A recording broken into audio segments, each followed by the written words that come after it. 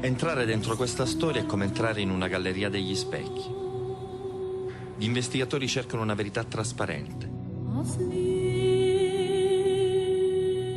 Questa volta però non sarà così.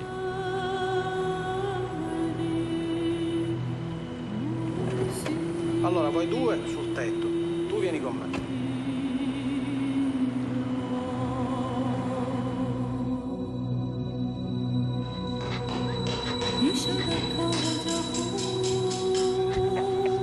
Siamo sul terrazzo di fronte.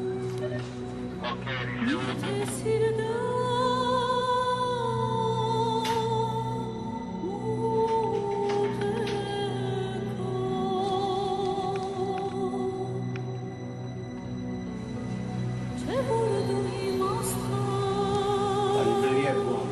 Ok.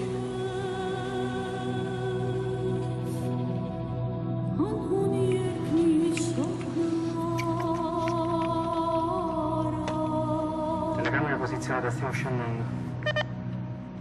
Via De Cosmi, salotto elegante della città di Palermo. I carabinieri dei Ross piazzano microspie e telecamere nella casa del dottore Guttadauro, aiuto primario all'ospedale civico, nonché reggente della famiglia mafiosa di Brancaccio.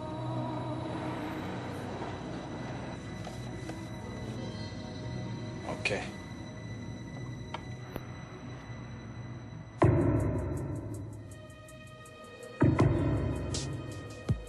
Da subito agli investigatori si apre un mondo. Decine di affiliati giungono a casa del boss. Presto l'ascolto delle conversazioni a casa Guttadauro consente di delineare l'organigramma di Cosa Nostra e delle sue attività illecite. Innanzitutto io voglio sapere se il ruolo che mi avevano dato continua a mantenerlo, perché non so se mi spiego. E questo lo devo constatare. 4,5 sono del Bulcheri e 4 del Totonello. Ma chi deve ammazzare? Sì, ma chi devi ammazzare, dimmelo. Ma lascialo fottere, per favore, va. L'ultima tappa della lunga corsa alle urne di questa primavera passa per una Sicilia in cui è già estate piena 3 aspiranti governatori. Salvatore Cuffaro per la Casa delle Libertà, Leoluca Orlando appoggiato dall'Ulivo, Sergio D'Antoni dal suo partito Democrazia Tu e Europea. l'amico tuo, 500 voti mi dovete portare, 500. Con lo scorrere dei mesi e l'approssimarsi delle elezioni regionali, a casa del boss si registra una continua processione di personaggi legati alla politica.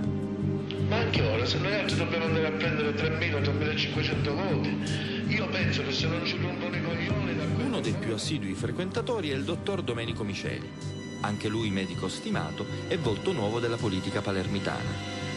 Miceli è il delfino del candidato favorito. Io, Totò Cuffaro, nel caso di una vittoria elettorale dalla Casa delle Libertà. Ieri sono stato da Totò e potrebbe essere a Totò ci fanno... Non è che ti pare, vero che 7 anni che manco, l'unico che può fottere Orlando alla presidenza della regione è Totò Cuffaro. Urne ancora aperte in Sicilia sino alle 22 per eleggere il presidente della regione e i deputati dell'Assemblea regionale. Elezioni anche Gli investigatori erano a un passo dallo svelare le connivenze tra mafia e politica. Ma inaspettatamente il boss Guttadauro bonifica l'appartamento. Dunque in Sicilia si profila una netta affermazione della Casa delle Libertà. E scova la microspia dei Ross.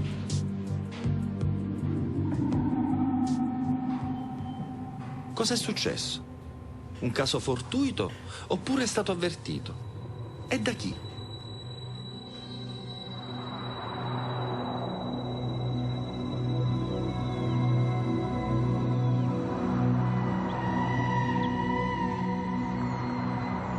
Signor Giuffre, lei ha conosciuto il dottor Giuseppe Guttadauro?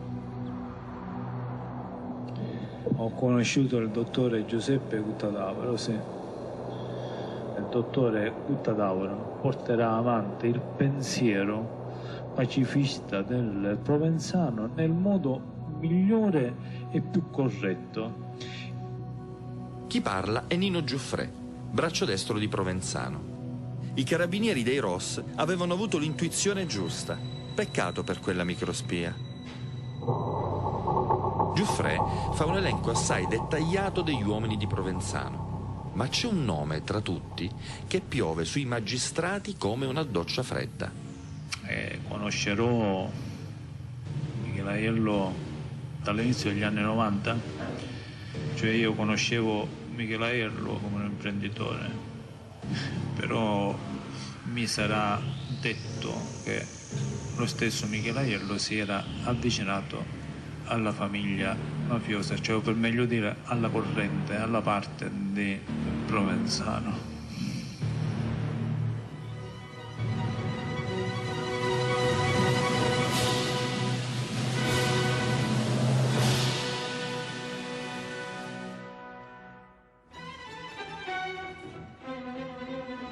Michele Aiello non è uno qualunque. È l'imprenditore che ha rivoluzionato la sanità siciliana. I giornali lo definiscono il re Mida dell'oncologia. Un uomo insospettabile, il primo contribuente siciliano. Panorama dice di lui è il Paperon dei Paperoni della Sicilia. Negli anni 90 intuisce che la sanità privata è il business del futuro. Crea un polo per la diagnosi oncologica. Così Bagheria, la sua città natale, diventa punto di riferimento unico per il sud Italia. Realizza 2 strutture all'avanguardia, la diagnostica per immagini e la clinica Villa Santa Teresa. In Sicilia, finalmente, la migliore cura non è più l'aereo, come si diceva con rassegnazione. Grazie a lui si invertono le rotte dei viaggi della speranza. Le strade della guarigione non portano più al nord.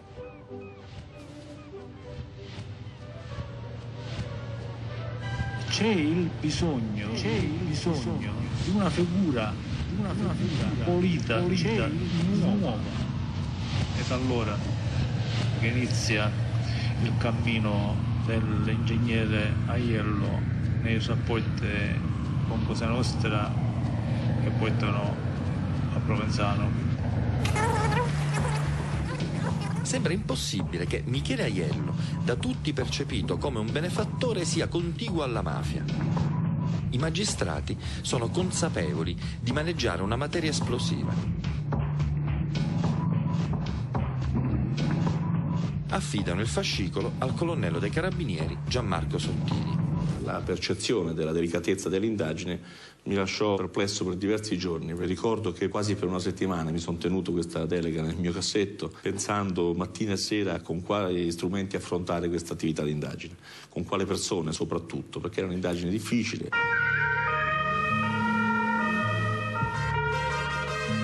La squadra che il colonnello dispone sul campo è composta da pochi elementi. 6 giovani carabinieri in tutto. La direzione del team viene affidata ad un esperto di indagini patrimoniali e amministrative. È il capitano Michele Miulli. All'inizio del 2003 vengono fatte le prime scelte investigative.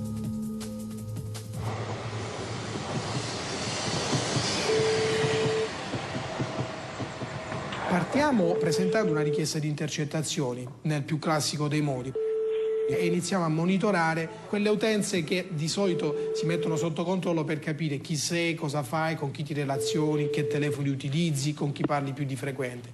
Pronto?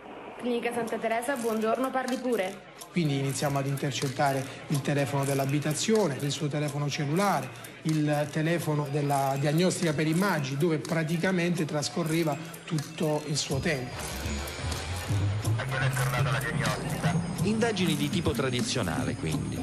Si ascoltano le conversazioni, si seguono i movimenti, ogni mossa è finalizzata a conoscere i dettagli della sua vita. Michele Aiello ha un appartamento a Bagheria e una villa sul mare a Mongerbino. La sua è una famiglia tradizionale, sposato da 30 anni, ha 4 figli, ormai grandi.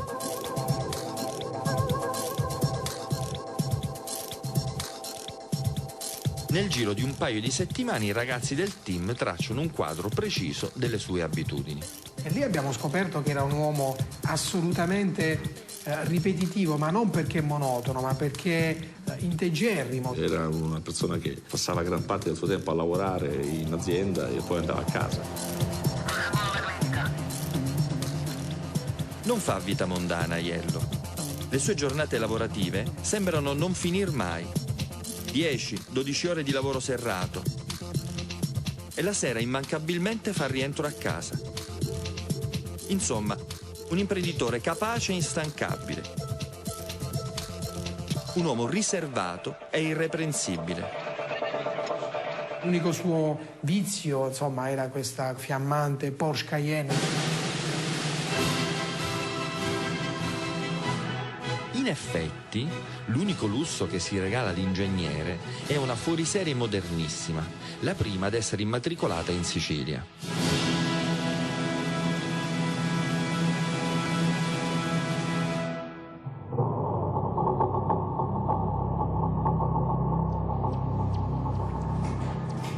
A Bagheria, contemporaneamente, si muovono altri carabinieri.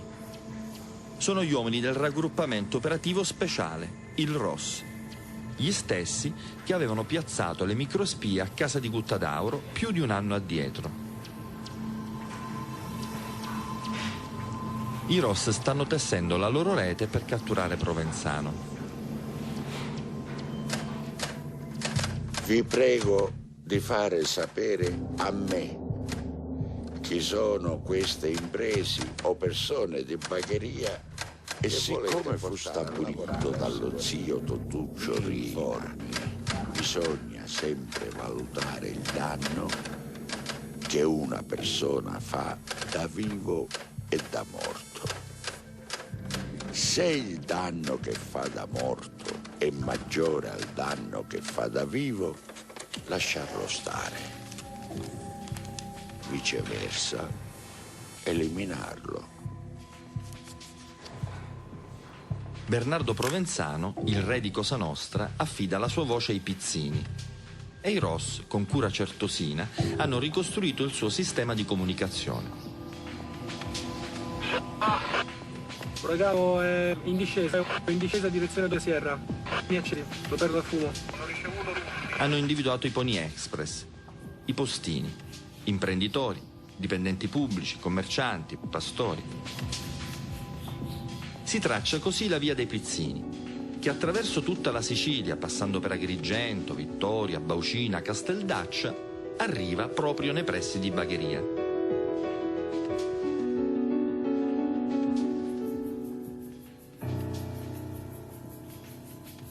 Bagheria è stato un territorio di assoluta fiducia provenzaniana. È uno dei luoghi in cui Bernardo Provenzano può contare sul maggior numero di uomini legati a lui non solo per vincolo mafioso, ma per vincolo personale di assoluta cieca fedeltà. Attraversato la strada dal negozio di fronte,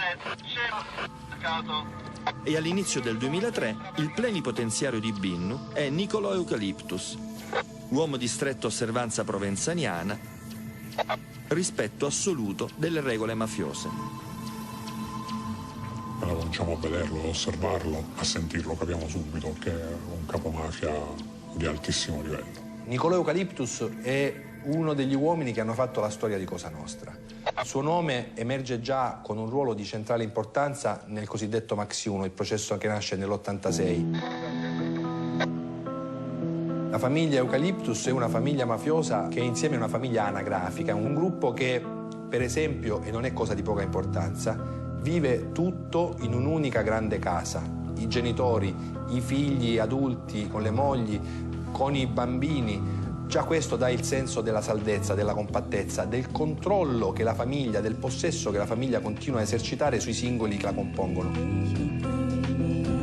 Nicolò Eucaliptus gestisce il potere mafioso insieme al figlio Salvatore ed al genero Onofrio Monreale.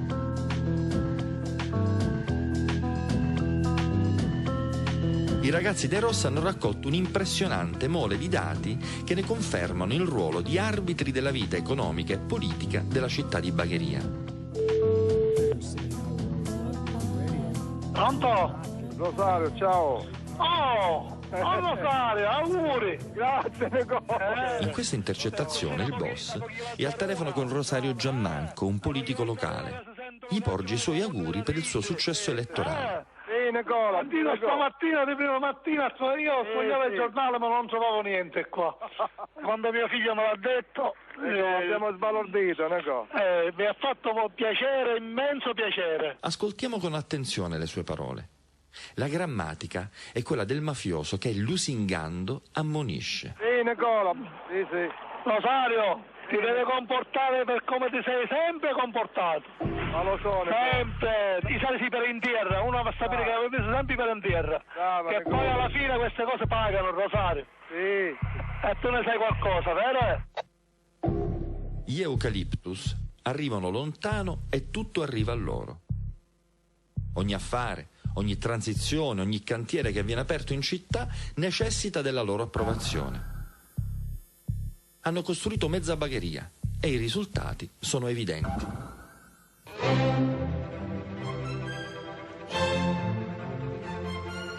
Un giardino di agrumi e olivi secolari soffocato da palazzi ignoranti. Tonnellate di cemento armato che rubano spazi alle meraviglie barocche delle sue ville.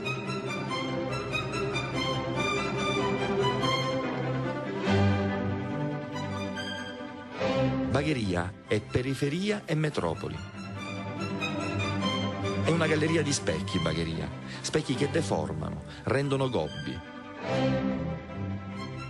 La maledizione del principe che volle un salone in cui tutti fossero storpi, come lui.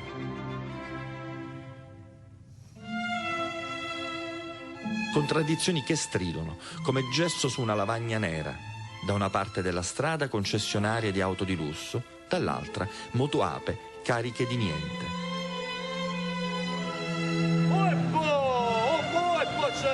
Tutto si confonde, si allunga, si piega, ha giocato al potere di mafiosi e politici. E spesso mafiosi e politici hanno lo stesso volto. A Bagheria è nato Guttuso, il potente pittore che seppe ritrarre la passione del Cristo inchiodato 3 volte nel legno. A Bagheria è la Icre, l'industria di chiodi e reti in cui Provenzano negli anni '80 inchiodava, torturandoli, i suoi nemici. A Bagheria è nato e vive Aiello, il remida dell'oncologia. Ma da qualche settimana l'uomo che ha dato speranza ai malati di tutta Italia è sottoposto alle stringenti indagini dei carabinieri. Scusa, ma c'ho una bella tronco, batta all'asso. Oi, oi, oi.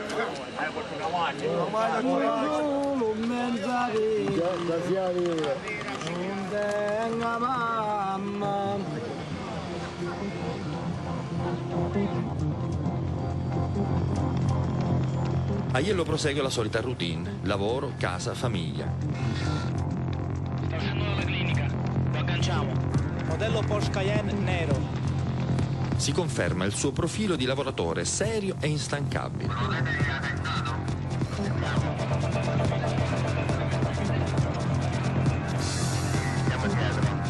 Un'unica stonatura crea inquietudine negli uomini incaricati dei pedinamenti.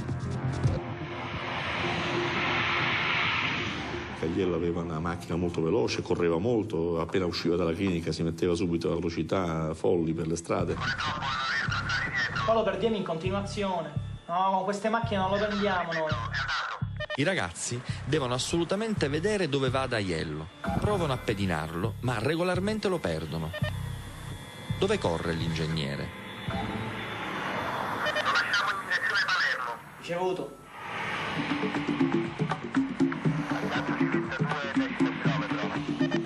A questo punto i ragazzi si attrezzano con auto potenti per riuscire a stargli dietro.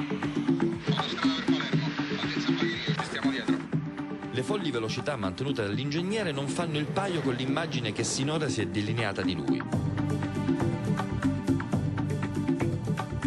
Sembra quasi che dia sfogo a un sentimento represso, un inspiegabile bisogno di fuga.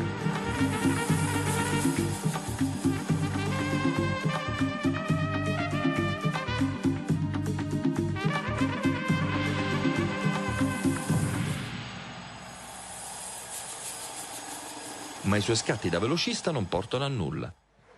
Il lavoro lo assale, il telefono squilla. Pronto? Ingegnere Aiello, buongiorno, la segreteria del Presidente Cuffaro, un istante le passa il Presidente. Sì, grazie.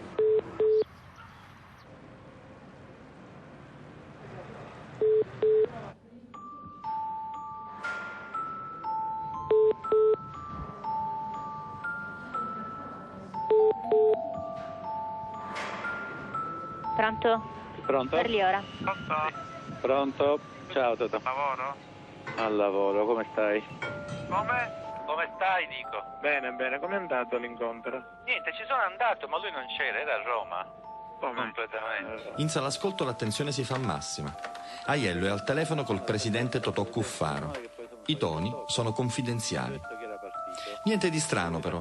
In fondo è normale che il primo contribuente siciliano, il magnate della sanità, abbia consuetudine con la massima autorità politica dell'isola. Stamattina l'ho chiamato io, mi ha detto deve Ci venire sono stamattina. andato, Totò. Ci sono andato. Ho parlato sopra che c'è una specie di segretaria. Ah no, con lui devi parlare. No, io ho chiesto se c'era. Ma come no, che non era là? Che dovevo chiamare? Ti sto dicendo che chiamavo io su. Ma se chiamavo io sopra? Beh, comunque lunedì faccio allora, va? Va bene, ok. Ma deve parlare con lui prima, no? Benissimo. Va bene, Ok, ciao, ma no. ciao. Si capisce che con lui ha grande confidenza, si danno del tu. A mezze parole si intende che si tratta di un affare al quale è interessato Aiello e che il presidente avrebbe in qualche modo dovuto aiutarlo a risolvere. La cosa strana è che è rimasta una telefonata isolata. Noi intercettavamo tutto ciò che fosse riferibile ad Aiello, intercettavamo i telefoni di casa, intercettavamo i telefoni che utilizzava, intercettavamo i telefoni della diagnostica, però di questa vicenda non avevamo saputo più nulla, non avevamo ottenuto riscontri. Evidentemente, nella vita di Aiello, ci sono degli spazi neri che vanno illuminati, scandagliati.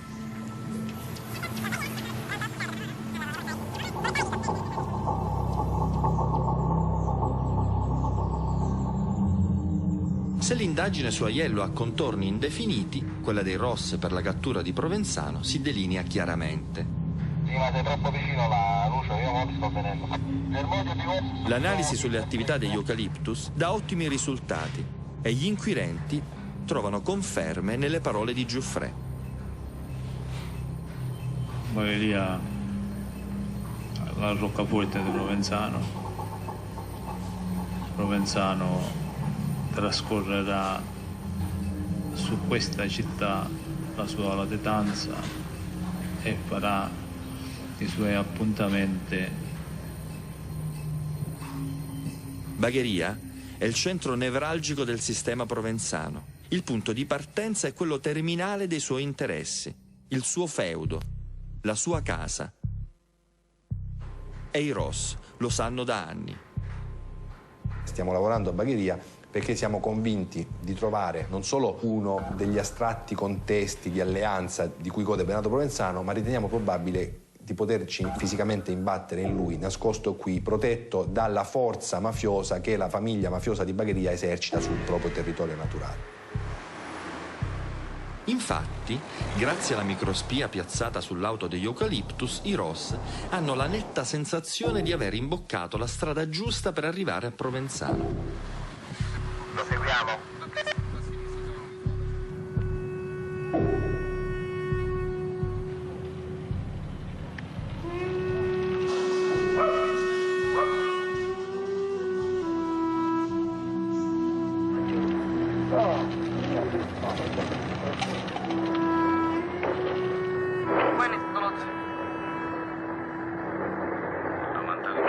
Dal maggiore. Il Villino Due Spade, dove c'è l'appartamento dello statuto. Ah, sì. La notte del 20 gennaio 2003 i Ross captano il racconto che Nicolò fa dei precedenti soggiorni dello zio a Bagheria, ma soprattutto preannuncia al figlio importanti novità. Proprio a quel punto abbiamo una grande, bellissima acquisizione in cui noi sentiamo Eucalyptus Nicolò che comunica al figlio Salvatore che gli era stato chiesto di tenere, quindi di curare la latitanza di Bernardo Provenzano. Domandava se c'è un appartamento lì.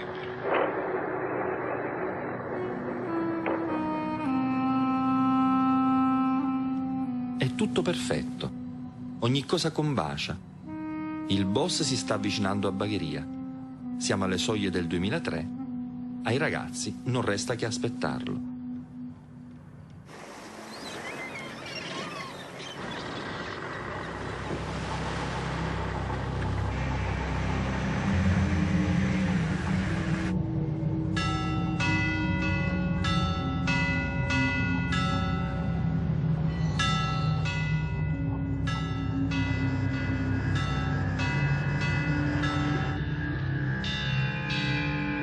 Ragazzi, l'Opel sta uscendo. Il 31 gennaio del 2003 però succede qualcosa di inaspettato.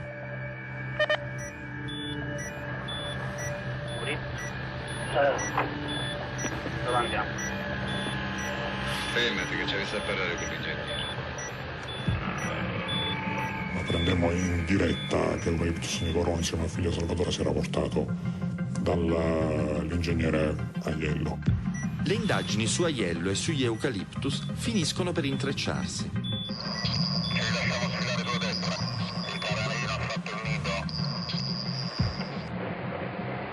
No, magari ci vedo solo nell'ingegnere.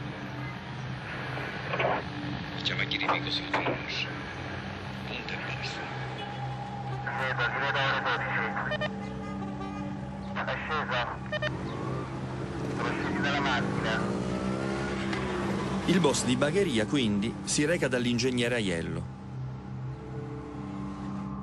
Ci va per sbrigare le faccende della famiglia, le cose nostre, dice. Vai da ponte per favore. Queste visite si ripetono nei giorni successivi. Iniziamo a documentare sporadiche frequentazioni degli Eucaliptus presso le sedi delle cliniche di Michele Aiello. 11.05, uscito dalla clinica. Sono uscito.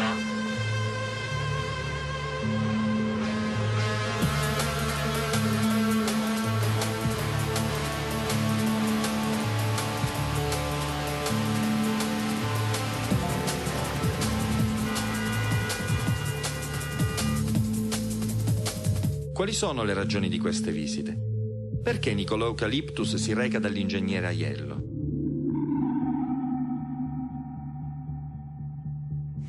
Intanto, sul fronte amministrativo, i carabinieri approfondiscono gli accertamenti sulle molteplici imprese di Aiello. Era importante stabilire con chi lavorasse l'ingegnere, a chi avesse dato lavoro, perché di fatto era proprietario di un imperio imprenditoriale. Aveva individuato circa 16 imprese che erano riconducibili a lui, quindi per noi era importante capire se lui, con questo imperio economico, non avesse anche offerto lavoro a soggetti riconducibili a Cosa Nostra o comunque vicini a quegli ambienti. La sua segretaria, una delle persone più fidate, era Mesi Paola, la sorella di Mesi Maria, che era l'amante di Matteo Messina Denaro. Matteo Messina Denaro è il ricercato numero 2 della mafia. È l'uomo che ha portato le bombe di Cosa Nostra sul continente, a Firenze, in via dei Georgofili, a Roma, a San Giovanni. Il fatto che il suo più fidato collaboratore fosse la sorella dell'amante di Matteo Messina Denaro non è un dato di secondo piano.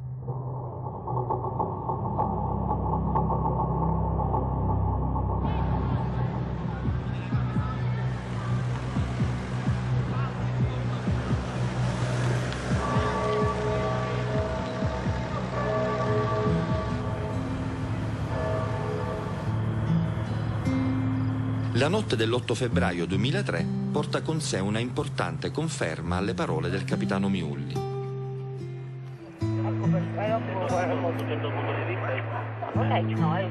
Ma scusa, ma tu a tuo padre gli devi chiedere pure il posto andare a lavorare? Ma tu gli dai tutti i discorsi, cioè tu i discorsi non li sai. Come non li sa mia mamma, come non li sa mia sorella. Nella Opel di Nicolò Eucaliptus viaggia il figlio Salvatore, che prova a spiegare a sua moglie, una donna del nord che fatica a cogliere certe dinamiche, quali siano i rapporti tra lui e l'ingegnere. Il tono è accalorato, intenso. Io non ci potrò mai andare là a lavorare, ma allora non lo volete capire voi. Io voglio andare a lavorare da 100.000 parti, ma là non ci posso io essere. Minchia, poi le cose in testa no. L'unica persona che può dire che me fa, hai capito? e basta. E tu lo sai. Perché là è una cosa a rischio, perché per Giuvignano. Io ogni giorno ci vado dall'ingegnere. No. Là no, da un'altra parte sì, ma là no. Quello succede una cosa che tu consumano, lo consumano completamente. Lo consumano completamente. U consumano, du Cristiano. In siciliano significa una sola cosa. La rovinano quella persona, non ne rimane più niente. Ma perché Cosa Nostra, abituata a fagocitare persone e cose, dovrebbe avere tanti riguardi proprio per Aiello?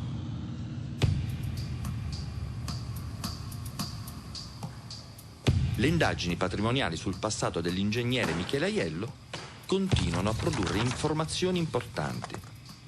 Si raccoglie molto dal punto di vista dei riscontri. Andiamo a ricostruire come si era svolta l'edificazione di strade interpoderali vecchie di 10 anni. Come risaputo, i suoi primi passi Aiello li ha mossi nell'edilizia, costruendo centinaia di strade interpoderali.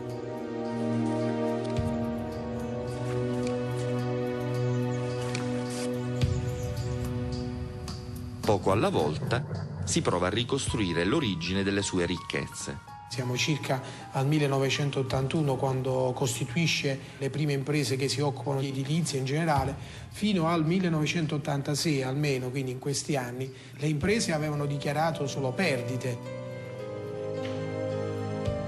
Dopo questo momento iniziale molto buio, tira fuori dei soldi, delle risorse che non traggono giustificazione da quella che è la sua attività. Da una stima, da un calcolo complessivo che abbiamo fatto, risulta che nelle imprese di Aiello nei primi anni siano state riversate liquidità per l'ammontare di 1 miliardo di lire. 1 miliardo di lire che non aveva. Non le aveva perché non le aveva percepite da eredità, non ha fatto ricorso comunque al sistema di indebitamento classico presso le banche, quindi rimane questo grande punto interrogativo su chi possa avergli dato tutti questi soldi. E ancora, setacciando l'impressionante mole di pizzini con la quale i corleonesi dialogavano, si scopre un particolare che ora diventa rilevante. Addosso a Totò Riina, il giorno del suo arresto, era stato trovato un biglietto.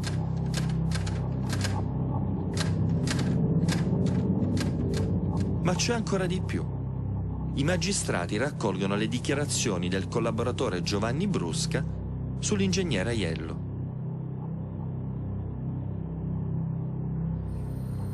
Mi era arrivato un pizzino di Provenzano, dove mi diceva in linea di massima di rispettarlo, di trattarlo come se fosse la sua stessa persona, e con un certo riguardo. Trattalo bene, c'erano 3 parole, 4 parole, trattalo bene come se fosse una cosa mia, e io già capivo tutto.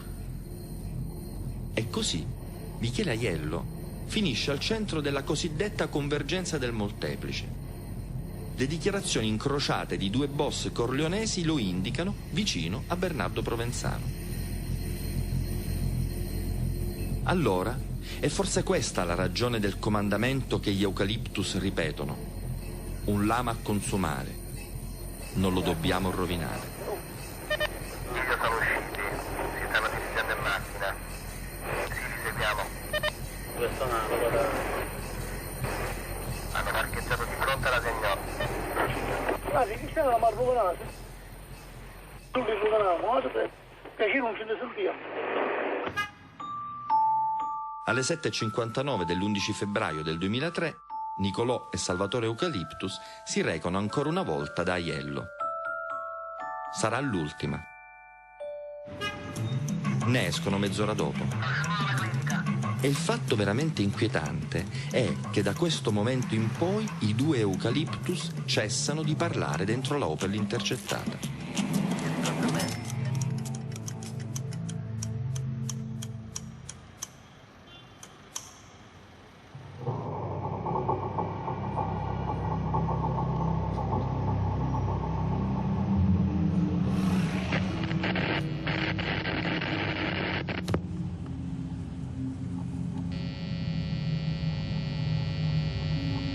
Qualche tempo dopo, la Opel viene addirittura bonificata e la microspia rimossa. Un altro episodio che ci ha fatto pensare che anche in quel caso gli uomini di Bernardo Provenzano, in particolare Nicola Eucaliptus, avessero potuto in qualche modo ricevere delle informazioni riservate sulle nostre attività di indagine. Di certo, il danno per i rossi che avevano steso la rete per catturare Provenzano è incalcolabile. Gli apparati investigativi tremano all'idea di una fuga di notizie. E ancor di più quando Giuffre indica proprio negli Eucaliptus le persone in grado di fornire notizie riservate a Provenzano. Lei sa il Provenzano da chi attingeva queste notizie? Io sapevo che da sempre vi era un discorso che portava a Bagheria, in modo particolare Nino Gargano prima e Nicola Eucaliptus successivamente. Tanto è vero che in più di un'occasione io stesso attingo notizie, ricevo delle missioni di informare dei mafiosi che da lì a breve ci saranno dei blitz e degli arresti.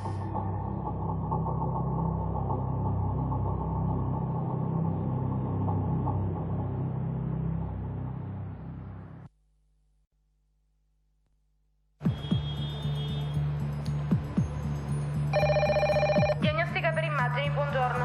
Buongiorno, vorrei parlare con l'ingegnere. Mi scusi, l'ingegnere è in riunione. Sì, un attimo, le passo all'interno. Mi scusi, l'ingegnere è fuori, mi spiace, è occupato. Buongiorno, come posso aiutare? Ingegnere Aiello, per favore. Può chiamare più tardi. Mi dispiace, è occupato. Passano i mesi, ma gli investigatori non hanno prove, solo indizi. C'era qualcuno che chiamava, qualche imprenditore o qualcuno che chiedeva comunque di parlare con l'ingegnere e gli dicevano che l'ingegnere non c'era.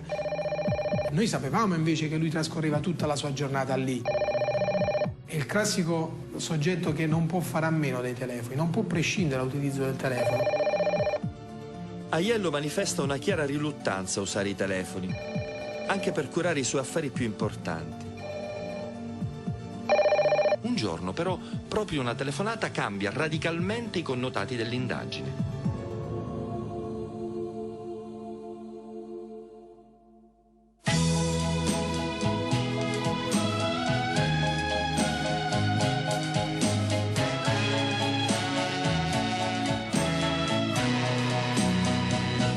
Io lo so, dire d'oro, e sai tu perché, per non morire, dove andrò, nessuno saprà, cavalca con me, il mio soffrire. Pronto? Sono a Roma. 30 secondi. L'hai ricevuto il fax ieri? Sì, l'ho ricevuto e domani mattina aspetto conferma se c'è. Ma domani o dopodomani ci vado. Sembra una telefonata d'affari. Invece chi parla con Aiello è un uomo dello Stato, Giuseppe Ciuro, un funzionario della direzione investigativa antimafia. Ciuro è un maresciallo della finanza, in servizio in quel periodo alla DIA di Palermo.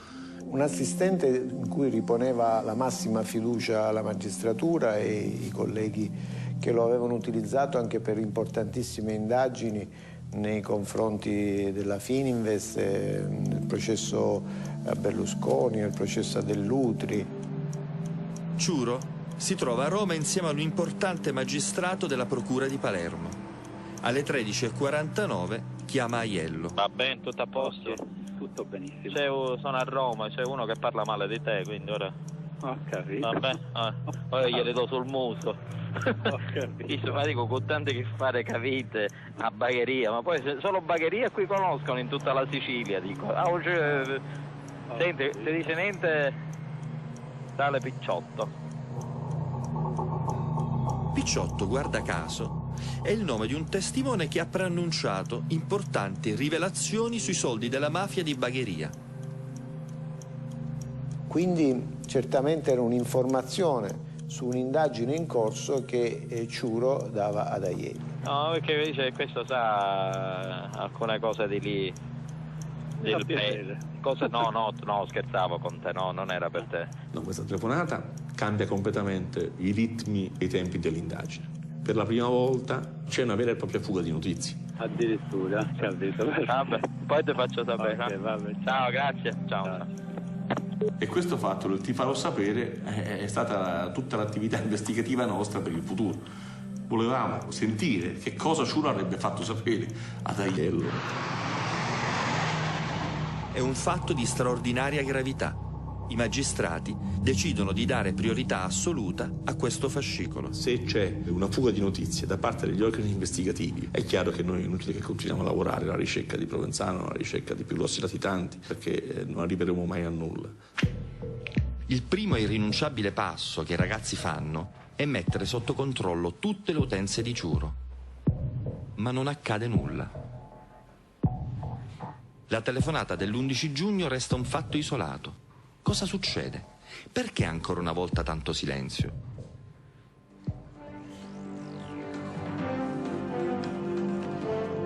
Buonasera dal TG1. 4 arresti a Palermo nell'ambito di un'inchiesta sui rapporti tra mafia e politica. Mafia e politica, terremoto giudiziario in Sicilia.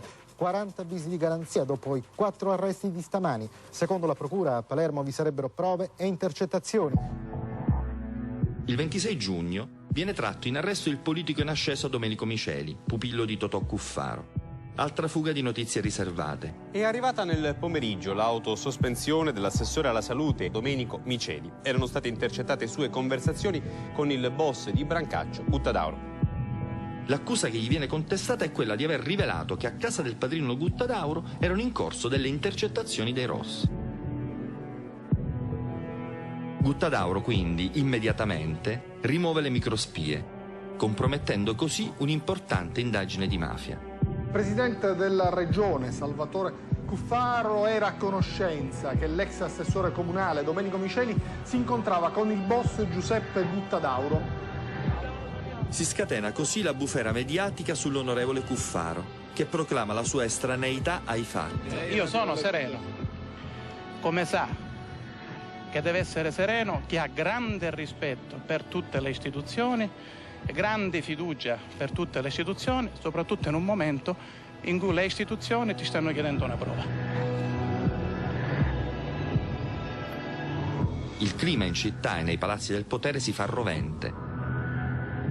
È una priorità assoluta cercare di scoprire le talpe cosiddette, le fonti di chi forniva appunto notizie sulle indagini che si facevano in procura. Ma per oltre un mese non si muove niente.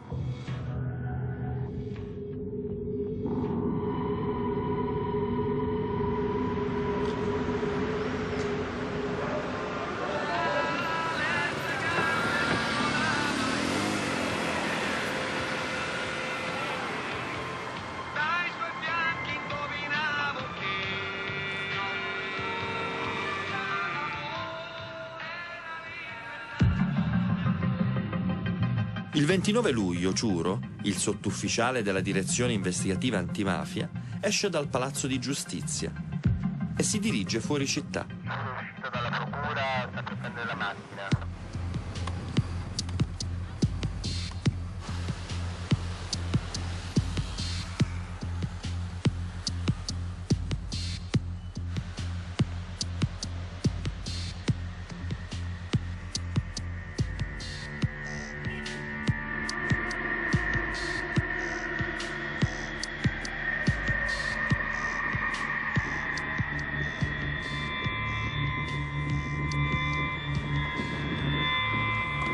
Lo pediniamo con molta attenzione, a distanza. Io di fronte a me. Sulla superstrada di Bagheria. Si sta dirigendo alla diagnostica.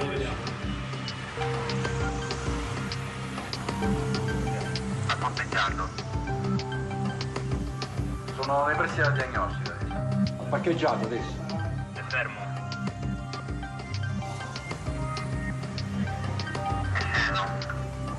Alle 17:53 Ciuro parcheggia la macchina di servizio davanti alla diagnostica per immagini. Attraversa la strada e si ferma sul marciapiede antistante la clinica. Lì inizia ad attendere nervosamente. È fermo all'incrocio. Noi lo osserviamo a distanza con molta discrezione, in posizione defilata, al classico atteggiamento nervoso di chi aspetta qualcuno che è in ritardo.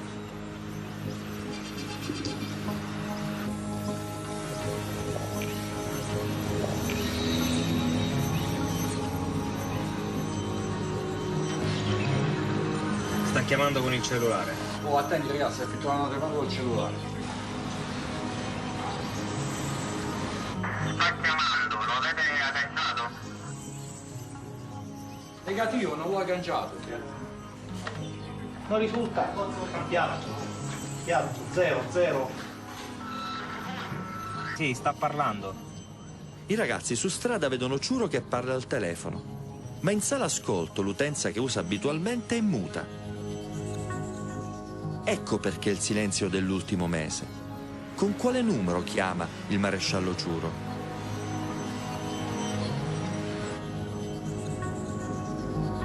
Ancora lì? Un po' sentito.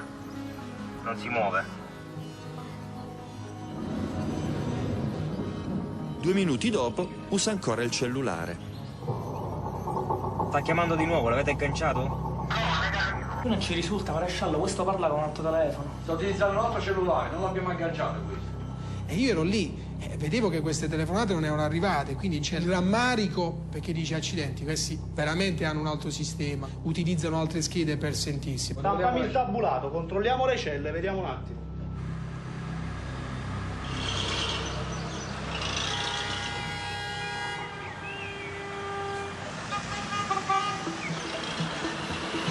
Ha fatto cenno a qualcuno che penso si stia avvicinando. Riuscite a vederlo? No, ancora no.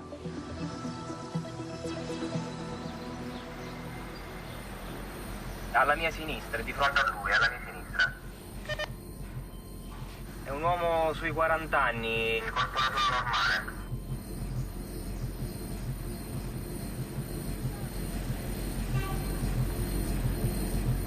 Oh ragazzi, mi sembra uno dei nostri. Ciuro sta parlando con il maresciallo Riolo, ripeto. Riolo, confermate, sei sicuro? Siete sicuri? La persona che Ciuro attendeva tanto nervosamente è Giorgio Riolo, un altro uomo delle istituzioni, un tecnico dell'intelligence dell'Arma, lo stesso che ha installato le microspie a casa di Guttadauro e che sicuramente sapeva della cimice sulla Opel degli Eucalyptus. Sapevo che questa persona era a conoscenza di tutte le attività investigative che il Rosso stava svolgendo. Riolo era un tecnico molto bravo per tradurre in termini che possono comprendere tutti, è quello che mette le microspie, posiziona le telecamere, gestisce i ponti radio. Si stanno dirigendo verso la diagnostica. Questi 2 uomini sono depositari dei segreti dell'antimafia. Ciuro è a conoscenza di molte delle indagini che la procura svolge. Riolo ha piazzato microspie e telecamere in mezza Sicilia. Insieme vanno dall'ingegnere Aiello. Adesso ore 17:35, confermo, 17:35. Qualcosa di molto grave sta succedendo. Non si aspettava nessuno quello che è successo nei confronti di Riolo. Ricordo che quando ho avuto modo di parlare con i suoi superiori trovai veramente una delusione enorme, perché si vedeva che erano sinceramente legati a Riolo da un rapporto di stima. E lo consideravano una persona molto importante, capace e soprattutto fedele.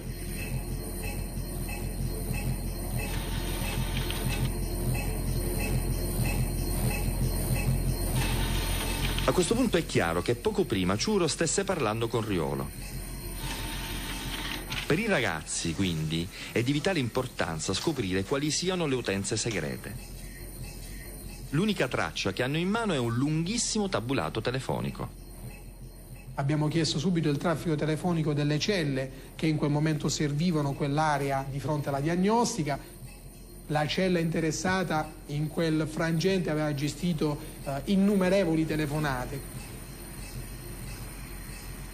Da qualche parte lì in mezzo c'è il numero segreto di Ciuro, ma l'elenco è infinito.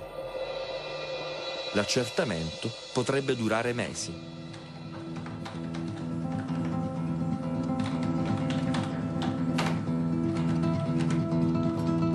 All'imprenditore Aiello Al funzionario della DIA Ciuro si aggiunge un terzo personaggio.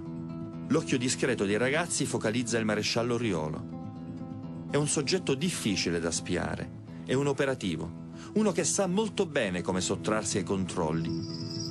È il suo mestiere.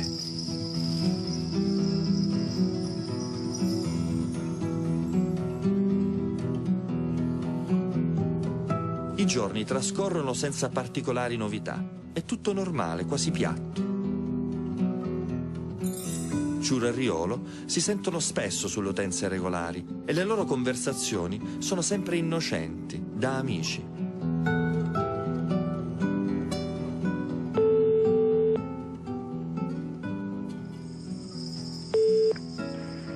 Pronto? Stavo studiando. Stai studiando? A fare l'esame di licenza? Infatti.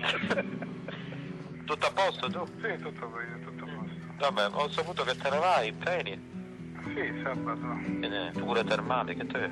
Sì, le cure termali. Sì, era ovvio, perché la vecchiaia incombe, quindi... Ma guarda, 10 anni che mi spiego. Che ci dai? Ma c'è un particolare che non quadra. Riolo e Ciuro questa volta usano un codice. Per quella faccenda di quell'amica mia. Che fa? Passo sull'altro canale? No. Se vuoi... sul secondo canale ci sentiamo. No, ci sentiamo domani, tranquillo. Domani, con calma. Va bene. Un abbraccio, buonanotte. Ciao. Passa sul secondo canale.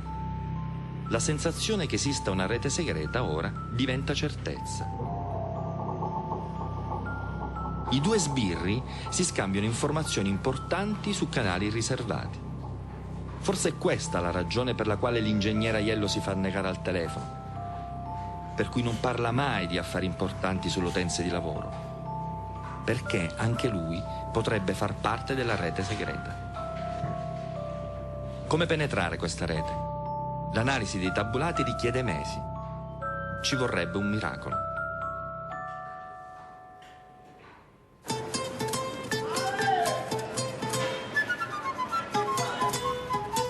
Il 30 agosto, alle 11 del mattino, Ciuro esce dal Palazzo di Giustizia e va al mercato del Capo. Deve fare la spesa. Quella sera ha ospiti a cena.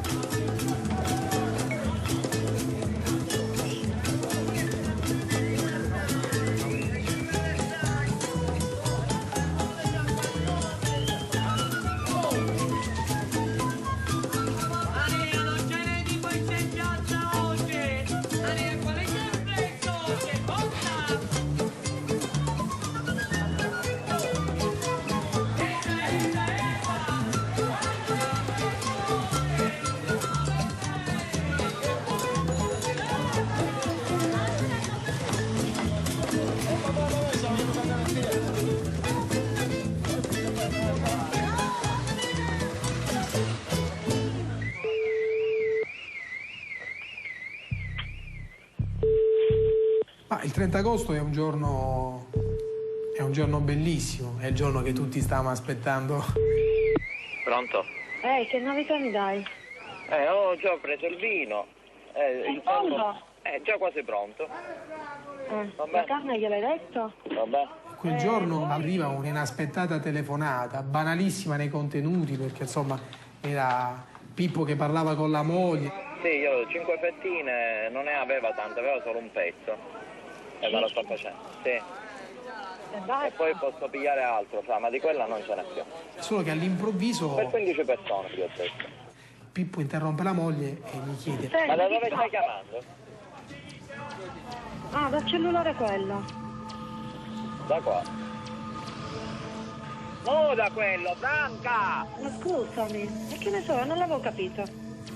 Porca miseria! Un banale errore e tanta riservatezza, tanta furbizia, tanti segreti crollano. Lì capiamo che il telefono che la moglie aveva utilizzato probabilmente era quello della famosa rete riservata. Quindi sentirsi arrivare una telefonata del genere è quello che tu... è il sogno di tutti, insomma, è quella gioia inaspettata che un giorno speri che si avveri. Immediatamente in sala ascolto i ragazzi confrontano il numero che ha usato la moglie di Ciuro e lo incrociano con il tabulato relativo al 29 luglio.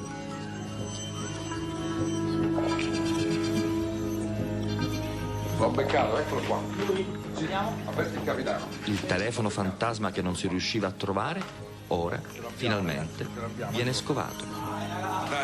E lì veramente siamo esplosi in una gioia incontenibile, perché quando abbiamo visto che quel telefono c'era e parlava con quell'altra persona, poi ci siamo resi conto che queste due utenze che parlavano tra di loro erano due dipendenti di Aiello. Abbiamo iniziato ad incastare tutti i tasselli del puzzle e abbiamo detto: ma vuoi vedere che stanno utilizzando dei telefoni che sono intestati ai dipendenti della ditta di Aiello e che parlano con questi? I ragazzi gioiscono. Ora hanno in mano le chiavi per entrare nel castello che stavano assediando. Mi ha chiamato dal cellulare, esatto, corrisponde, è un dipendente di Aiello. Mettiamo sotto controllo questi telefoni e lì la conferma che effettivamente ero in uso a Ciuro e Riolo, e poi di lì, piano piano, tanto si contattavano tra di loro,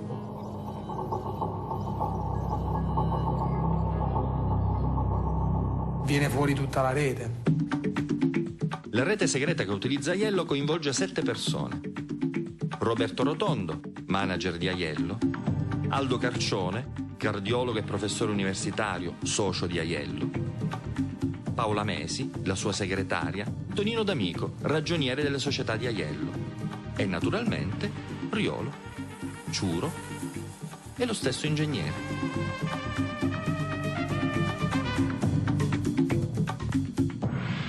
Il sistema usato nella sua semplicità è geniale.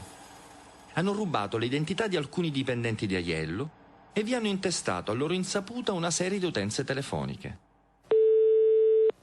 Tu prendi una serie di telefoni intestati a persone che non c'entrano niente con te e fai in modo che questi telefoni si parlino solo tra loro come se fosse una rete citofonica. È evidente che c'è quasi la certezza che nessuno può entrare in questa rete, purché non vengano commessi errori. E così, dai primi di settembre, l'indagine assume una velocità bruciante. L'ascolto delle comunicazioni segrete svela un mondo insospettato e inquietante. Pronto? Buongiorno. Ehi Pippo, ciao. Tutto a posto? Tutto io bene, tu? Stanco ma bene. Ciuro dalla procura chiama Aiello. Ha notizie per lui. Stamattina non c'è stato tutto il grande V che dovevano fare, ma c'è stata una mini riunione. Peppinone ha chiesto a cosa? Ai cugini di campagna, dice: ma allora le cose come stanno veramente? E quelli gli hanno detto: è vero che c'è una conoscenza con Pietro da anni passati. Peppinone altri non è che il procuratore aggiunto Giuseppe Pignatone, titolare dell'indagine su Aiello. I cugini di campagna sono i carabinieri. Il Pietro cui fa riferimento è Pietro Lo Iacono, esponente di spicco della mafia bagherese, indicato da Giuffre come persona vicina allo stesso Aiello. Lo tireranno come jolly all'ultimo istante. Ciuro ma sta informando l'ingegnere sullo stato delle indagini che i magistrati stanno svolgendo a suo carico. Per quanto riguarda le strade interpoderali, uno degli argomenti, dice, è un argomento trattato e ritrattato non solo da noi, dice, ma anche da altre forze di polizia. Ho capito, perfetto.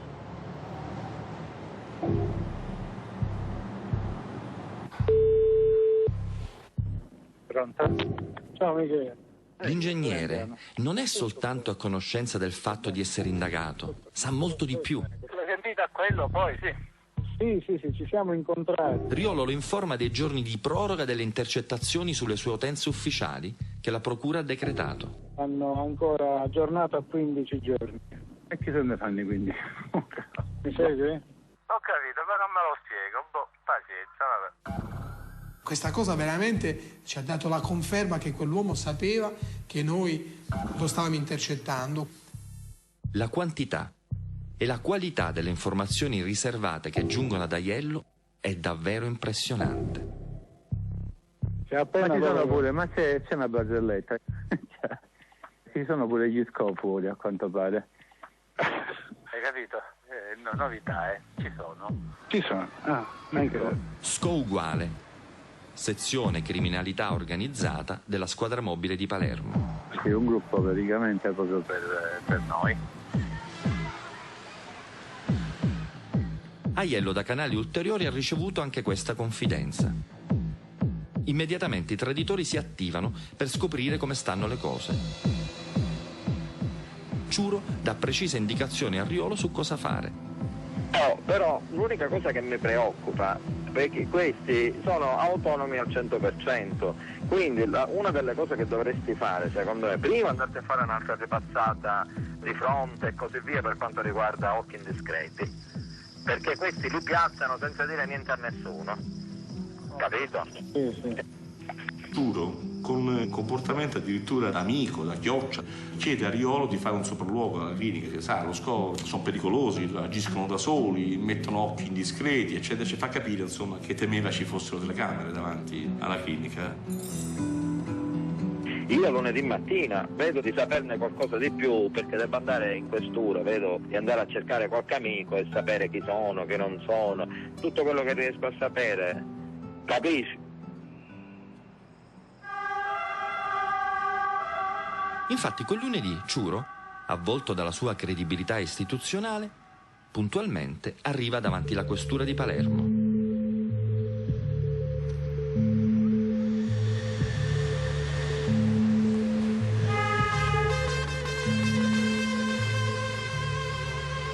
Il nostro appuntato, fingendo di essere autista di un altro maresciallo che andava a sbrigare altre pratiche in questura, effettivamente ha visto arrivare Ciuro, che poco dopo si è incontrato con questi ispettori.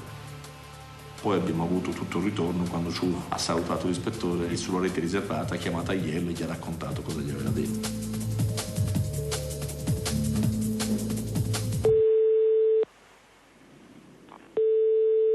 Pronto?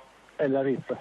L'unica cosa che si stanno occupando in questo momento è un sistema di estorsioni. E poi sempre loro ce l'hanno fisso per lo piccolo e l'altro. Quindi può essere che, dato che erano quelli che avevano una buona copertura per sé, gli hanno detto questo. Perché non ne sa niente nessuno, proprio. Ciuro prende il telefono, chiama Aiello e puntualmente gli riferisce tutto quello che stava facendo lo SCO. Stanno cercando lo piccolo, vabbè, poi stanno sempre cercando quell'altro, alcune attività sulle estorsioni, una cosa veramente inquietante. Anche perché Carmelo è quello che ha tutte le carte, quindi dice loro vengono sempre da noi quando hanno bisogno delle carte. Carmelo è un ispettore della squadra mobile, uno dei migliori elementi della sezione criminalità organizzata, e Ciuro tradisce la sua fiducia. È un momento critico, un momento di grandissima preoccupazione, perché il collega è inconsapevole che in quel momento stava parlando con una talpa. Veramente ci siamo resi conto fin dove potessero arrivare, fin dove potessero spingersi, cosa potessero fare. Dato che le carte ce le ho chiuse io in cassaforte e nessuno ci ha messo niente, dice ma comunque non di meno, dice fammi vedere meglio, dice perché non vorrei che stiano facendo magari un'altra cosa e hanno la copertura più grossa lì, ma niente completamente. Va bene. Carmelo me l'avrebbe, è giusto, ci siamo capiti. Va bene. Va bene? Ok, ci sentiamo allora.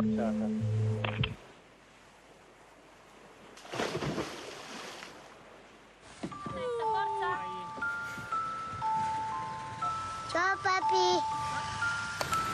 Come in un film di spionaggio, dopo Ciuro, anche Riolo tiene fede al suo patto scellerato con Aiello. Papi. I ragazzi, per incastrarlo, ricorrono ad un escamotage.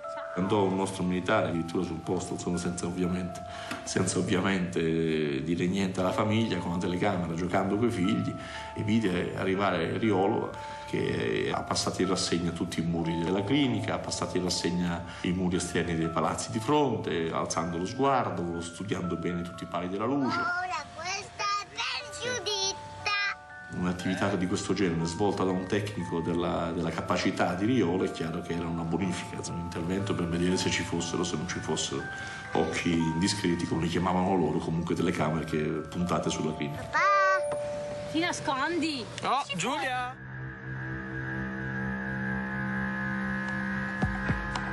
Palermo, Palazzo di Giustizia. La storia si ripete. Che non ci dimentichiamo che di talpe nel Palazzo di Giustizia di Palermo si parlava fin dai tempi di Falcone. I magistrati che si occupavano di certe indagini andavano a parlare negli ascensori, nei sottoscala, nei cavò dove si tenevano i corpi di reato. Lo facevano il giudice Chinnici e il dottore Caponnetto. Lo facevano Borsellino e Falcone. Sono passati 20 anni e nulla è cambiato. Ben presto noi, il procuratore Grasso, il dottor Pignatone, ma presti prima di Lucia Di Matteo, ci siamo accorti che la fitta rete che stava intorno ad Aiello era una rete molto potente, inserita nei punti giusti, nei gangli vitali dell'attività investigativa. Così l'indagine diventa guerra di intelligence allo stato puro. Spionaggio e controspionaggio. Gli investigatori sono dentro la rete li avvolge, conosce i loro passi. Magistrati e carabinieri però questa volta sono in vantaggio.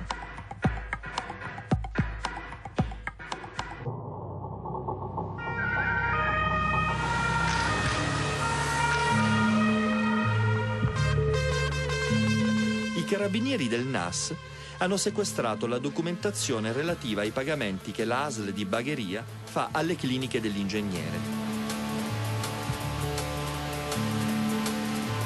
Aiello non dovrebbe saper nulla. Invece, addirittura, ha tra le mani il verbale del sequestro. Era stato proprio il direttore della ASL di Bagheria, il dottor Iannini, che aveva contattato Aiello per dirgli che i carabinieri del NAS erano stati appunto presso la ASL ad acquisire dei documenti. Pronto Pippo? Ehi. Puoi parlare o no? Sì, dimmi. Ti hanno risposto quelli ai documenti del medico. L'ingegnere ha paura. Potrebbe venire a galla una truffa colossale. Da mesi, singole sedute di radioterapia vengono rimborsate come fossero interi cicli. Un affare a tanti zeri. Verbale di sequestro probatorio. Perché questo numero di nuovo? 140/03 in ordine alle ipotesi di reato di truffa aggravata. Scusa, il verbale che hai fatto in data odierno? 18 settembre, oggi. Aspetta, fammi vedere una cosa e poi ci sentiamo. Il maresciallo Ciuro corre in procura. Penetra abusivamente nel Rege, il sistema informatico dove sono archiviate tutte le indagini.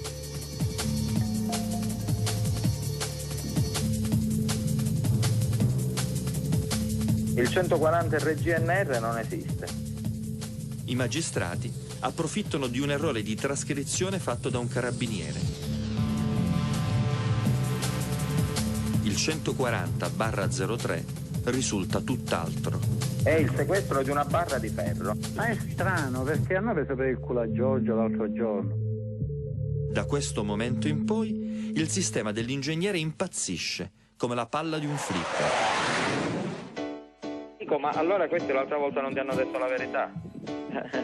Mi dice una minchiata. Non lo so, non... Vabbè, ho capito, non puoi parlare. Sentiamoci dopo. Non vorrei che fanno qualche colpo di testa praticamente, capisci? I verbali sono nulli, tutti e due. Ora ho parlato con l'aggiunto. Stiamo parlando con mio fratello. Bisognerebbe vedere se è Pippo. Ok, no. Dice, ma io non ne so niente, io ci posso ritornare alla carica. Domani tu non ti scordare, Pippo. Tu domani mattina chiamami, che io immediatamente guardo. Aiello che li spinge, che ossessiona i suoi complici a portargli informazioni, a capire. Che c'è? Antonella che sta lì, io che sta lì, Miriam che sta lì, insomma, non è che posso girare a quattro. Pronto? Pippo. Sì. Allora, niente, hanno fatto quello Giuffè Francesco, due procedimenti. Forse ho trovato una soluzione per i NAS. Faccio Gigliotti, il compagno di stanza dell'onorevole. Il sistema Aiello mostra i muscoli. In pochi giorni si svelano tutte le complicità. Professori universitari, avvocati, medici primari, graduati del NAS e funzionari delle ASL, segretari della procura e dirigenti della questura. Tutti si danno da fare. Alcuni consapevolmente, altri in buona fede. Pippo, noi qui con Antonella, addirittura siamo andati dalla segretaria di quella che l'ha fermata. Il quadro è ormai chiaro. Il sistema Aiello ha svelato le sue complicità. I magistrati decidono di chiudere la partita. State buono, mi ha detto l'altra volta, devono uscire loro dallo scoperto. No, vincono, guarda, tutto più se va bene andiamo a pareggio, dice quello.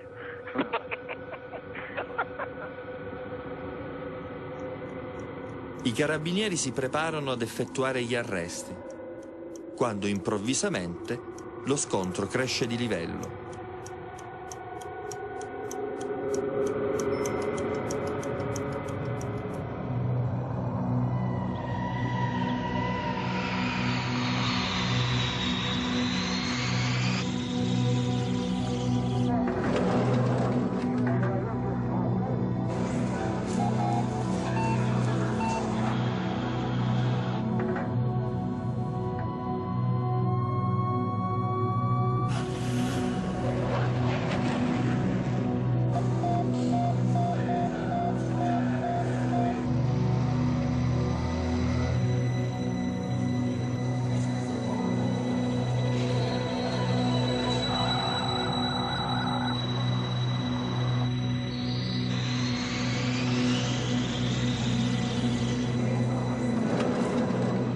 Domenica 19 ottobre.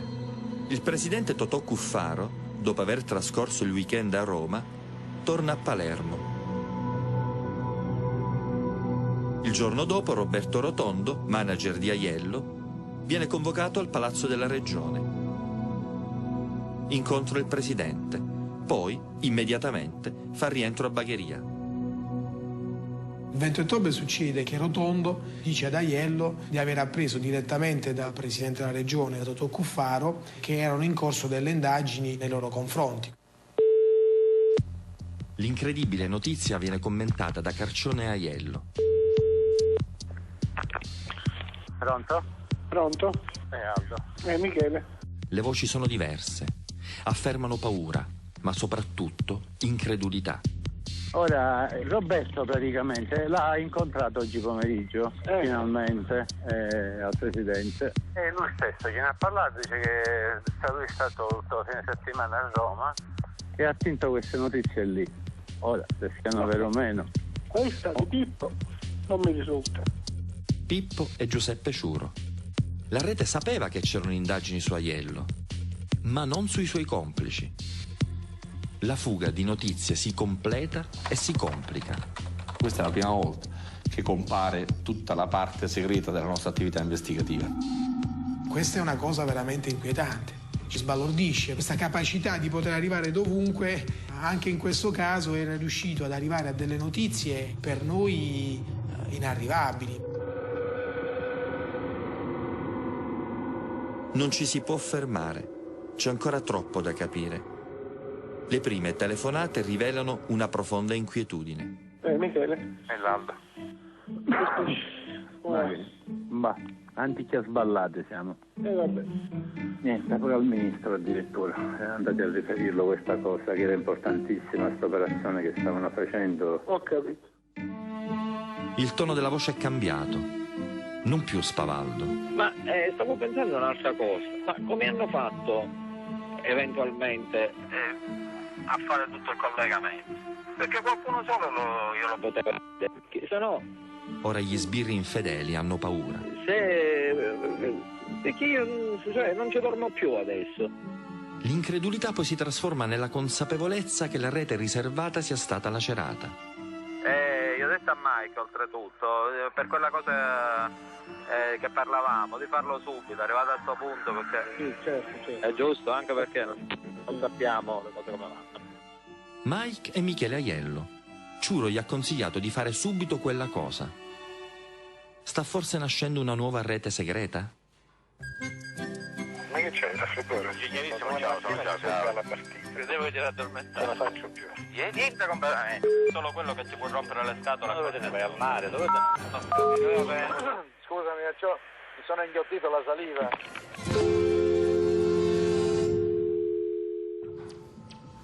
Solo banalità. La vecchia rete ha cessato la sua funzione. Ormai è chiaro che ne esista una nuova. L'aspettativa anche dei magistrati era quella di beccarli la seconda volta, cioè di scoprire che cosa stavano tramando fino all'ultimo secondo. Cosa lega l'ingegnere Aiello e il presidente Cuffaro tra loro? E come fare per violare la nuova rete? I ragazzi smarcano centinaia di ore di telefonate inutili, non vogliono mollare. Ascoltano ogni singolo secondo di ogni singola conversazione. Sei sul Team Taxi. Ti serve un taxi per la città di Palermo? Dimmi confermo o premi 1. Alle 18:42 del 22 ottobre 2003 il socio di Aiello, il dottor Carcione, usa il telefono della vecchia rete per chiamare un taxi. Può sembrare assurdo, ma i ragazzi continuano ad ascoltare. Stiamo per collegarti alla compagnia di taxi. La voce del disco ripete parole senza senso per i ragazzi. Firenze, 4 Mestre Venezia, 5 Milano, 6 Napoli, 7 Milano, 8 Palermo Trinacria. Però in ambientale sentono Carcione parlare da un altro telefono. Non ho di nuovo sentito. Se ti trovi Aguzzano le orecchie. chiedimi aiuto. Ok, va bene. Non lo so, vediamo un pochettino come la situazione. Per la città di Firenze, dimmi confermo. Sia pure a metà, i ragazzi seguono la conversazione del medico. Non lo so, vediamo un pochettino come la situazione. A un certo punto, un nome fa drizzare i capelli ai militari. stai tranquillo che se stasera, se la cosa è per la ecco Pippo ti telefono domani. Pippo non può che esser ciuro. Pippo ti telefono domani. Ciao, ciao. Allora lì quello che tutti pensiamo è che stesse parlando con Ciuro. Abbiamo chiesto il traffico della cella che veniva impegnata in quel momento da quel telefono cellulare. Abbiamo controllato il tabulato e abbiamo visto che esisteva un'unica telefonata che finiva in quel preciso istante tra 2 telefoni intestati alla stessa persona. Questa volta i ragazzi hanno avuto fortuna. Un'unica telefonata della cella termina in quell'istante. Basta poco per infiltrare la nuova rete.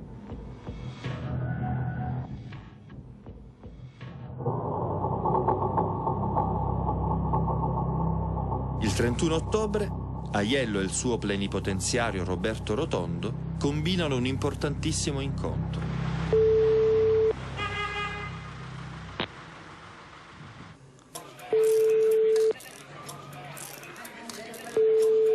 Pronto? Robert. Sì, ingegnere.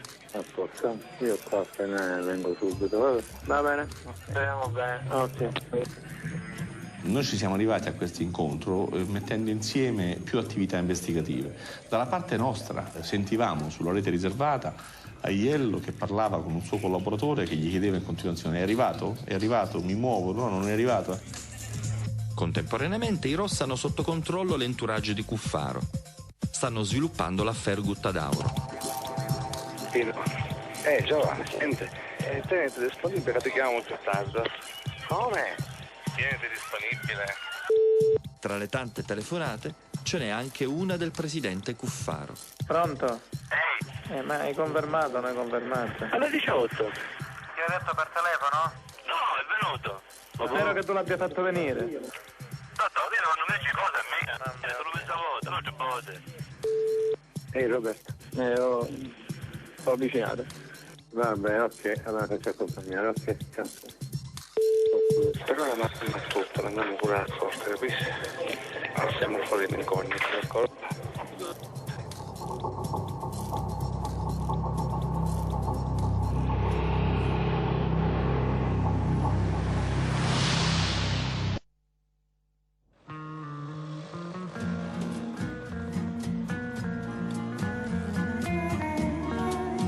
Perché Cuffaro decide di muoversi in incognito?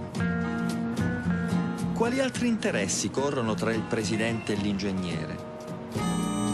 Vienimi più vicino, stringi. L'autobus del presidente davanti al negozio. Grazie appunto a questa seconda scoperta della rete riservata abbiamo potuto assistere quasi in diretta all'incontro che c'è stato presso il negozio di abbigliamento Bertini a Bagheria tra il presidente Cuffaro e Aiello. Stanno entrando. L'ultimo sguardo. Il retrobottega di un negozio e gli uomini più potenti dell'isola. Sembra un film di spionaggio. Cosa si sono detti i due? Lo spiega Aiello al suo socio Carcione. Ciao Aldo, praticamente lui mi ha assicurato e spergiurato che da quello che sappiamo noi, perché ha un diretto collegamento con Roma e quindi e che stavano facendo delle ipotesi, anzi quello lo metteva in guardia per dire vedi questi bastardi che stanno combinando, va bene? Però in considerazione di questo diceva vabbè apritevi gli occhi. Dapprima l'ingegnere conferma che la fuga di notizie che li ha messi in allarme proviene proprio da Cuffaro e da una sua ignota fonte a Roma.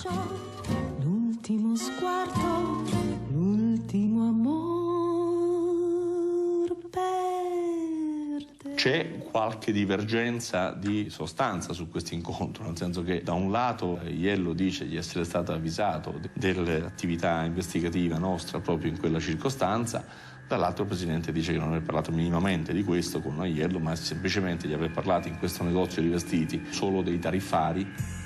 Il tariffario, lo strumento col quale vengono calcolati i rimborsi che la Regione rende alle cliniche di Aiello.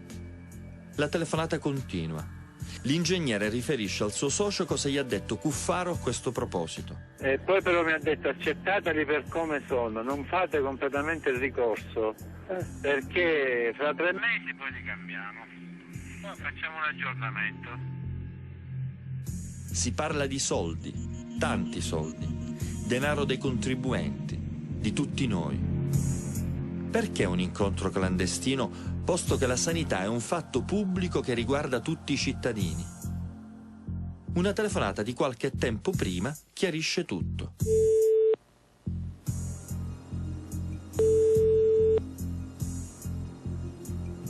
Pronto? Roberto sono. Roberto. Il manager Roberto Rotondo è appena uscito da un incontro col presidente Cuffaro e riferisce ad Aiello. Niente, ci siamo incontrati, gli ho fatto vedere tutto quello che non andava. Lui aveva un elenco praticamente delle nostre voci con i riferimenti a fianco delle voci che gli hanno detto che avevano messo. Io gli ho fatto notare che erano diverse. A che tu mi fai? Ma allora cosa che mi ha scritto è che sì, non ci sta niente, c'era pure Nino. Nino Dina, è l'assessore alla sanità della giunta Cuffaro. A lui il compito di accontentare Aiello e il suo tariffario. Un cazzo, c'è tutto cosa Nino dice, questa cosa non può essere così. Che poi vedi. Nino, pensa c'è tu la madre sua per mettetela a questo qui. Diciamo molto chiuso la settimana e passa per come sa fare. E mi fa, senti, picchia una copia di Kiss, mi scrivi a rosso quello che si deve mettere, in verde quello che si deve levare o in blu, c'è un altro colore praticamente. E così un tratto di matita decide i costi della sanità pubblica. Aiello e i suoi compari sottolineano le voci che la regione deve modificare per i loro interessi. La salute di tutti in Sicilia corrisponde alla ricchezza di pochi. I magistrati decidono che è davvero giunto il momento di intervenire definitivamente. Danno il via agli arresti. Intanto Ciuro, avviluppato nella sua stessa rete, gioca le sue ultime carte, nel disperato tentativo di conoscere le mosse dei pubblici ministeri. Pronto? Peppino? Sì? No, torno praticamente 3 secondi. Aspetta che mi aspetta un minuto. No, non c'è bisogno, già finiamo. No, aspetta, mi devo emozionare. La donna che sta parlando con Ciuro, una sua collega, non sa che i magistrati, nella più totale segretezza, hanno già firmato l'esecuzione degli arresti. C'erano pure Pignatone e Prestipino. Dice, allora tutto a posto, ce ne state continuando con l'intercettazione. Dice, sì, il procuratore. Dice, certo, riusciamo a fare 5 minuti al giorno perché non si capisce granché. Vabbè, ma com'era Id? No, tranquillo, felice, tutto a posto, abbiamo fatto un punto. Abbiamo fatto il punto. Sempre che sia vero, perché questi sono famosi, sempre che sia vero quello che lui ci ha raccontato. Allora mi posso andare a mangiare tranquillo? Perché... Vanno a mangiare tranquillo, non c'è niente da fare. Non ci arrestano? No, stasera non ci arrestano. Arrivederci.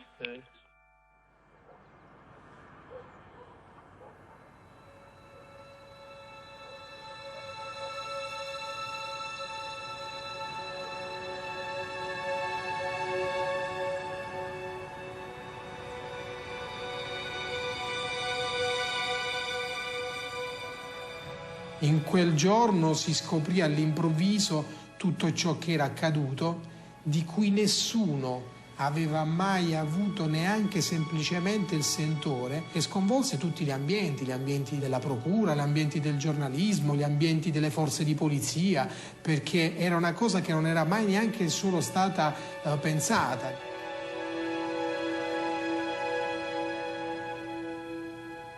Questa operazione è stata un'operazione amara per tutti, a partire dai magistrati che l'hanno coordinata. Non si può dimenticare che a Palermo sono morti ufficiali dei carabinieri, sono morti funzionari di polizia, sono morti magistrati per combattere la mafia.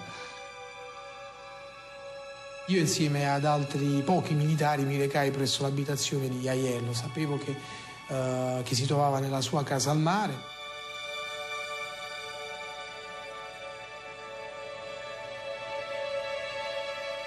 Io sono andato insieme al comandante della sezione anticrimine ad arrestare Riolo, ha citofonato lui, ci ha parlato per citofono, ci ha aperto la porta, siamo saliti e insomma, è stato un momento particolarmente pietoso la comunicazione dell'arresto all'ispettore, però insomma, poi durante le perquisizioni abbiamo trovato appunto il telefono che usava nella vecchia rete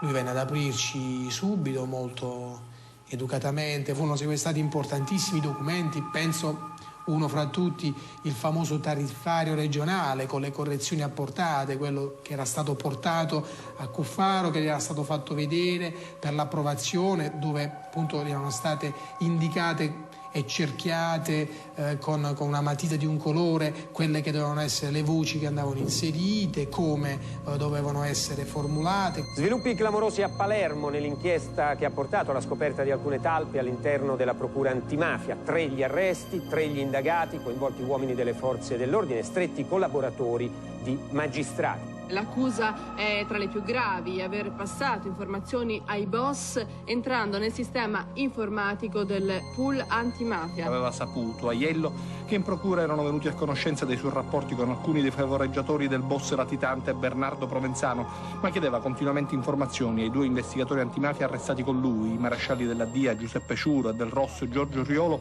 sull'ultima inchiesta tra mafia e politica. All'inizio, diciamo, c'era un po', anche di speranza su Giorgio Riolo che si potessero sbagliare. Poi invece, leggendo l'ordinanza, effettivamente ci siamo resi conto che arrestano un collega per motivi di tradimento fa molto male, perché è una persona che ci lavori a fianco giorno per giorno e poi scopri che invece hai lavorato con una persona che è con il tuo nemico.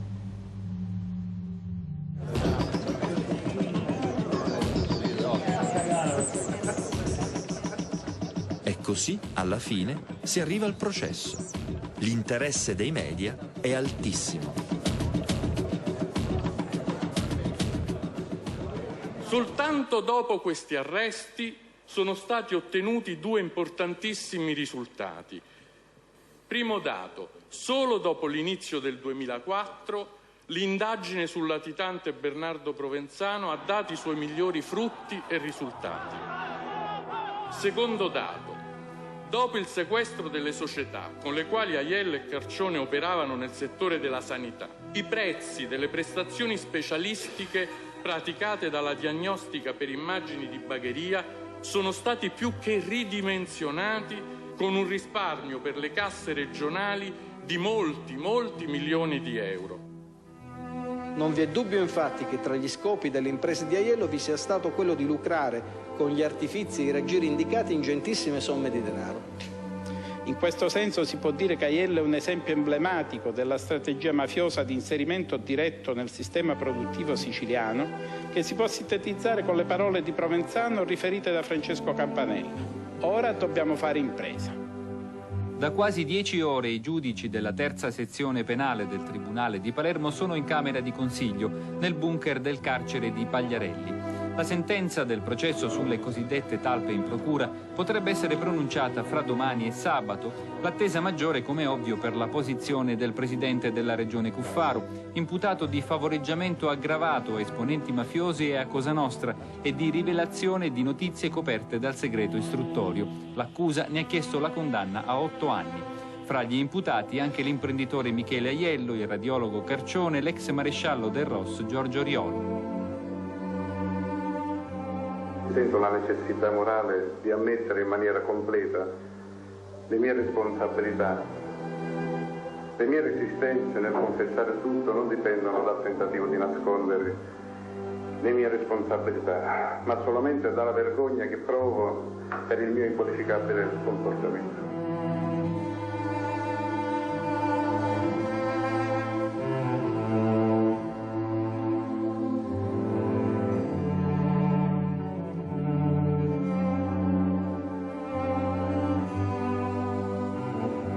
Ho vergogna nei vostri confronti, nei confronti di mia moglie e dei miei figli e dei miei familiari, ma soprattutto nei confronti dell'Arma dei Carabinieri.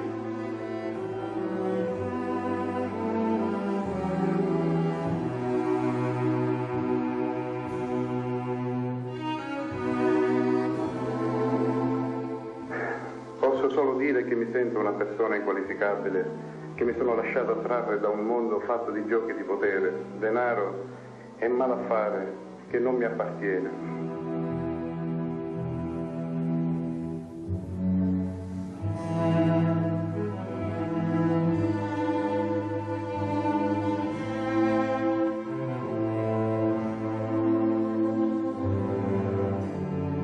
stupidamente creduto di poter usare le mie conoscenze per milantare ed ottenere il favore dei vari personaggi di cui ho parlato negli interrogatori precedenti, cioè come Aiello, Carcione e Cuffaro.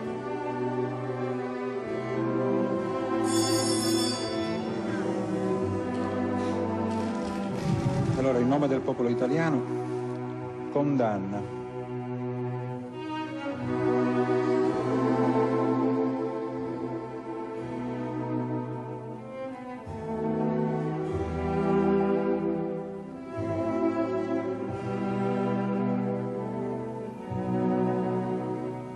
Questo processo ci consegna una fotografia di rara nitidezza di quel particolare spaccato criminale che viene comunemente indicato come intreccio mafia, politica, affari, coperture istituzionali. Oltre ad Aiello, Cuffaro e soci sono stati condannati anche i cosiddetti volti nuovi della politica siciliana. Il politico rampante Mimmo Miceli, quello che si recava a casa del boss Guttadauro, l'ex maresciallo dell'Arma Antonio Borzacchelli, eletto in una lista creata proprio per lui da Cuffaro, in modo da garantirsi i suoi favori.